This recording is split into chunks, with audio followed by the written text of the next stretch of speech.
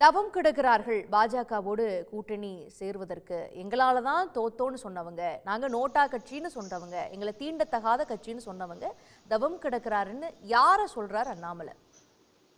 சொன்னார். அதிமுகவில் சில பேர் அப்படி சொன்னது உண்மைதான். திரு சண்முகம் அவர்கள் பாரதிய ஜனதா தீண்டத்தகாத கட்சி, அந்த மைனாரிட்டி ஓட்டு போகுது அப்படிங்கிற அர்த்தத்துல பேசியிருக்காருன்னு நினைக்கிறேன். இதே வார்த்தையை சொன்னாரான்னு தெரியல. ஆனா இப்படிப்பட்ட பொருளில் சொல்லி இருக்கிறார். அதிமுக புறவை முடித்துக் கொண்டதற்கு காரணமே அவர்களின் காரணமாக நமக்கு வாக்குகள், மைனாரிட்டி வாக்குகள் கிடைக்காமல் போய்விடுகிறது என்ற காரணத்திற்காகத்தான்.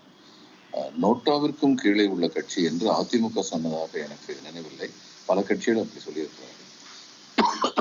திமுக உட்பட பல கட்சிகள் சொல்லியிருக்கிறார்கள். அதிமுக அப்படி சொன்னதாக எனக்கு நினைவில்லை. ஆனால் இந்த வார்த்தை தீண்டத்தகாதவர்கள் என்ற பொருள்பட அதிமுகவில் பல பேர் பேசியது உண்மைதான். இந்த பாடி லாங்குவேஜ் சொல்லுவாங்க. இவங்க ரெண்டு பேரும் பேசுறதை பார்த்தா முதல்ல இவர் இப்படி சொல்லிட்டாரு. சொன்ன உடனே எடப்பாடி இது வரைக்கும் என்ன சொல்லிட்டு இருந்தாருன்னா, பாஜக கூட எங்களுக்கு உறவு கிடையாது, கொடுத்துருக்கோம் சொல்லிட்டு இருந்தாரு. ஆனா இப்ப என்ன சொல்றாரு, அவர் எங்களை பத்தி சொல்லலையே அப்படின்னு சொல்றாரு. அடுத்து இன்னொன்னு என்ன சொல்றாருன்னா, 6 மாதத்துக்கு பின்னாடி, அது ஏற்கனவே எலெக்ஷனுக்கு 6 மாசத்துக்கு முன்னாடி நாங்க எங்களுடைய கூட்டணி எப்படி அமைப்போங்கிறத பத்தி சொல்லுவோம் அப்படின்னு சொல்றாரு. இவரும் அண்ணாமலையை நான் அதிமுகவை பற்றி கூறவில்லைங்கிற பொருளோட அதுக்கப்புறம் தன்னிலை விளக்கம் கொடுக்கிறாரு. இது எல்லாத்தையும் வச்சு பார்க்கும்போது என்ன தெரியுதுன்னா, கூட்டணி அதிமுக பிஜேபி கூட்டணி அமைய வேண்டும் என்று 2 கட்சிகளில் இருந்துமே முயற்சிகள் நடக்கின்றன அப்படிங்கிற மாதிரி தெரியும்.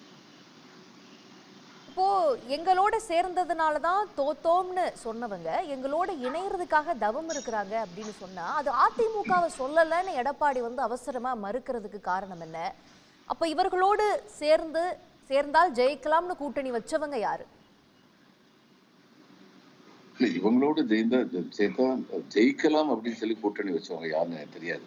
ஏன்னா அதிமுக இல்லாத பிஜேபியுடைய கூட்டணி ஒரு தொகுதி கூட வெற்றி பெறுவதற்கு வாய்ப்பில்லாத ஒரு கூட்டணி தான். ஆனால் பல நன்மைகள் இருக்கின்றன. சில சிறிய கட்சிகளுக்கு பிஜேபியுடன் இணைவதன் மூலம் அல்லது பாமக போன்ற தேர்தல் நேரத்தில் தங்களுடைய வாக்கு வங்கியை மட்டுமே காட்டி அதன் மூலம் தேர்தல் கூட்டணி அமைத்துக் கொள்ள விரும்புகின்ற பாமக போன்ற கட்சிகள் அவர்கள் எந்த கொள்கையின் அடிப்படையிலும் கூட்டணி அமைத்துக் கொள்வதில்லை என்று அவர்களே தெளிவுபட கூறிவிட்டார்கள். எனவே அப்படிப்பட்ட கட்சிகள் தங்களுடைய பலத்தை மறுபடியும் நிரூபிப்பதற்காக தனித்து நிற்பதனால் பலன் இல்லை என்பதனால் பிஜேபியுடன் கூட்டு சேரலாம்.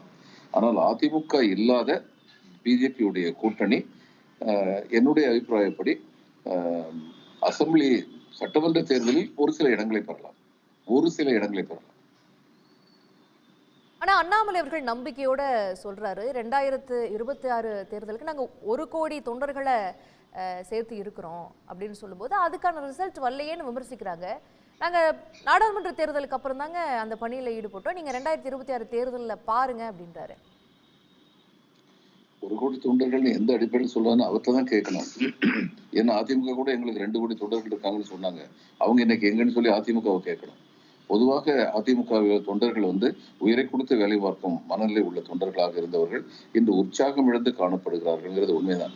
ஏனென்றால் ஒரு தெளிவான அரசியல் நிலைப்பாடு தலைமையிடமிருந்து வரவில்லை. மேலும் தலைமையை எதிர்த்த குரல்கள் என்று அதிகம் ஒலிக்க துவங்கிவிட்டன.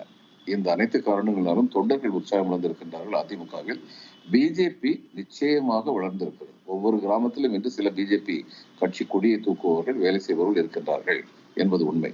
ஆனால் அண்ணாமலை சொல்லும் அளவிற்கு சொல்வதற்கு பக்கத்தில் கூட பிஜேபி இன்னும் வளரவில்லை தமிழகத்தில் என்பதுதான் உண்மை.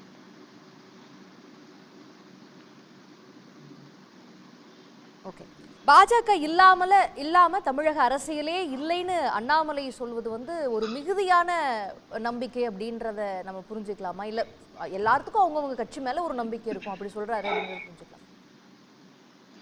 மக்கள் சில அடிப்படை பிரச்சனைகள்ல மக்களை திசை மாற்ற முடியாது.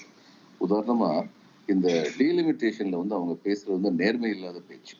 அதுதான் சொல்ல முடியும். நேர்மை இல்லாத பேச்சுங்கிறது சரியான விமர்சனம்.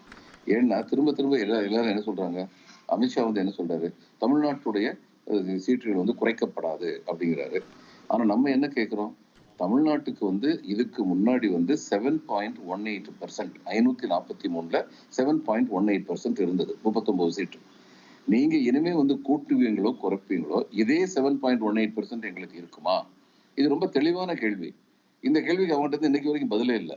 விகிதாச்சாரப்படி அமைப்போம்னு சொல்றது ரொம்ப ஆபத்தான ஒரு ஸ்டேட்மெண்ட். ஏன்னா விகிதாச்சாரம்ங்கிறது என்னது? ஒரு சுருக்கமா ஒரு உதாரணம் சொல்றேன்.